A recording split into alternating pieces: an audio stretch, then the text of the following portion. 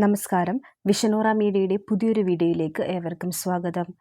Ration വാങ്ങുന്ന എല്ലാവരും അറിഞ്ഞിരിക്കേണ്ട ഒരു ഇൻഫർമേഷനാണ് ഇന്ന് ഈ വീഡിയോയിലൂടെ ഷെയർ ചെയ്യുന്നത്.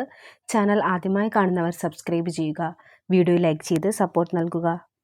3 മാസം തുടർച്ചയായി റേഷൻ വാങ്ങാത്തവരുടെ ആനുകൂല്യങ്ങൾ വെട്ടിക്കുറച്ച് പൊതുവിതരണ വകുപ്പ്. AAY മുൻഗണനാ PHH സബ്സിഡി വിഭാഗങ്ങളിൽ നിന്നായി സംസ്ഥാനത്ത് ആകെ 65,072 റേഷൻ കാർഡ് ഉടമകളെയാണ് മുൻഗണനേതര വിഭാഗത്തിലേക്ക് തരം മാറ്റിയത്.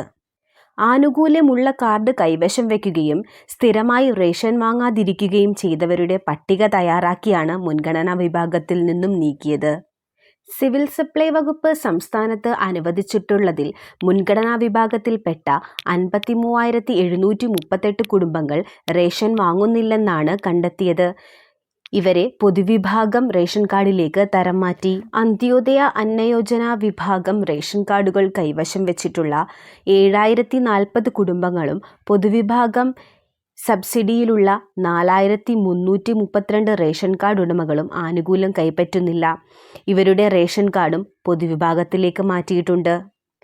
ഏറ്റവും കൂടുതൽ റേഷൻ കാർഡുകൾ തരം മാറ്റപ്പെട്ടത് എറണാകുളം ജില്ലയിലാണ്. ഇവിടെ ആകെ 8,663 റേഷൻ കാർഡുകളാണ് മാറ്റിയത്. ഏറ്റവും കുറവ് വയനാട്ടിലാണ്. ഇവിടെ 869 റേഷൻ കാർഡുകളും തരം മാറ്റി.